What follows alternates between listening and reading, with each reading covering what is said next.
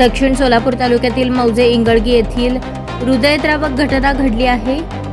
इंगळगी येथील रहिवासी सिकंदर शेख हे आपल्या शेतात पाणी देत होते। त्यावेळेस त्यांचा जावई सादिक दफेदार राहणार पानमंगरूळ तालुका अक्कलकोट हा त्यांच्या शेतात आला आणि त्याने सिकंदर शेख यांच्यावर धारदार शस्त्राने वार केले। त्यामुळे सिकंदर शेख यांचा जागीच मृत्यू झाला। तत्पूर्वी आजूबाजूच्या शेतकऱ्यांनी भांडण सोडवण्याचा प्रयत्न केला असता त्याने स्वतःवर सुद्धा शस्त्राने वार करून घेतले। यावेळेस घटनास्थळी वळसंग पोलीस स्टेशनचे सहाय्यक पोलीस निरीक्षक डोंगरे आले आणि अधिक तपास पोलीस करत आहेत अशी प्राथमिक माहिती मिळाली आहे।